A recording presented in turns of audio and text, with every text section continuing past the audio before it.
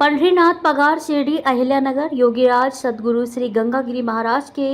179वें अखंड हरिराम सप्ताह का समापन समारोह राहाता तालुका के धनगरवाड़ी दिघी में बड़े उत्साह और भक्ति के साथ हुआ। इस समापन समारोह में धार्मिक और सामाजिक महत्व के साथ साथ राजनीतिक एकता का भी अनोखा पहलू था।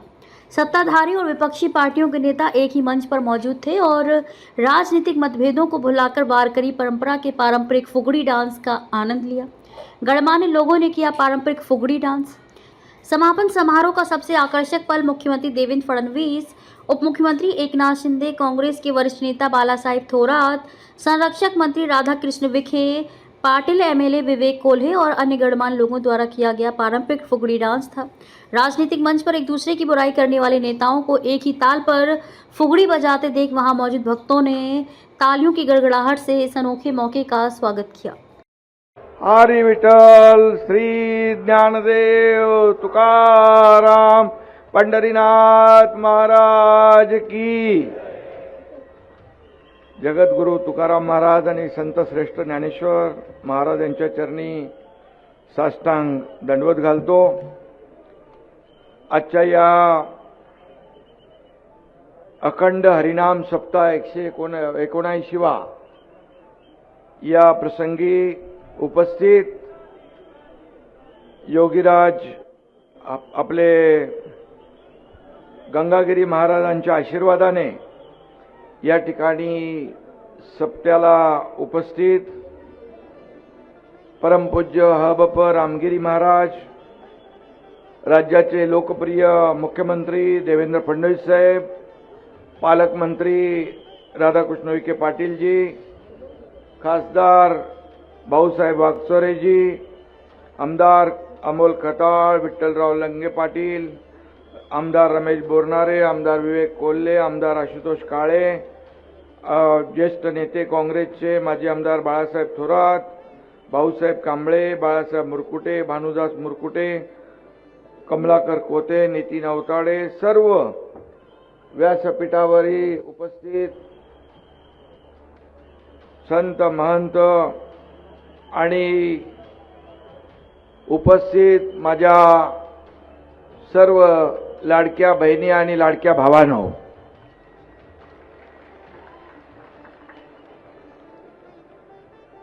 खरं म्हणजे अतिशय अलौकिक असा या ठिकाणी अखंड हरिनाम सप्ताह होतोय। मी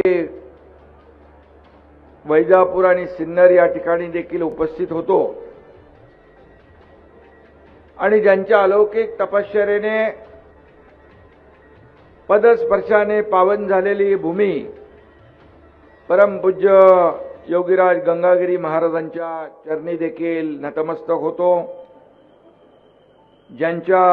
अमृतवाणीतून भक्तीचा अखंड प्रवाह वाहतो त्या गुरुवर्य महंत स्वामी रामगिरी महाराजांना देखील मी मनापासून वंदन करतो। खरं म्हणजे या भूमीवर साक्षात भगवंताचा वास आहे, देवाचा आशीर्वाद आहे, म्हणूनच इथे आज भक्तीचा महासागर लोटलेला आपण पाहतोय। गणपति महादेव की, बोलो भाई सब संतन की, सनातन हिंदू धर्म की, गोमाता की, भारत माता की, छत्रपति शिवाजी महाराज की, धर्मवीर छत्रपति संभाजी महाराज की। नमः पार्वती पते, हर हर महादेव। आज श्री संत सद्गुरु योगीराज गंगागिरी महाराज 179व्या अखंड हरिनाम सप्ताहाच्या निमित्ताने या ठिकाणी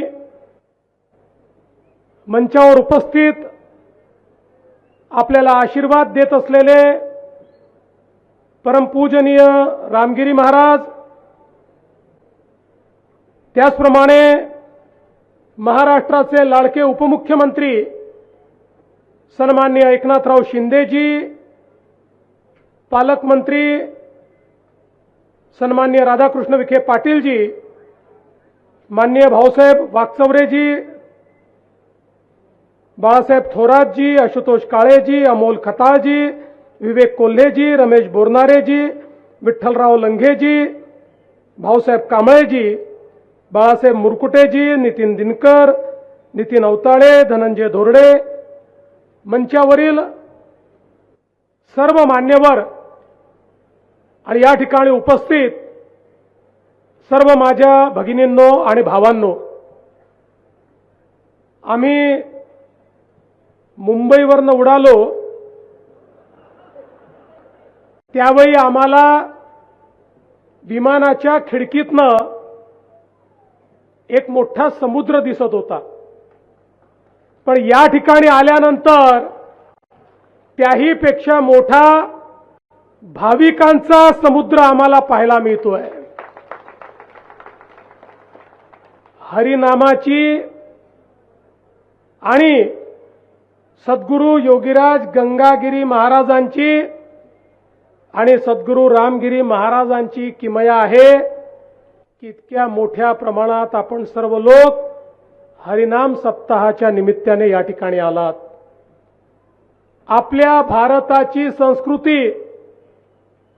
आणि सभ्यता ही जगातली सर्वात जुनी संस्कृती आणि सभ्यता आहे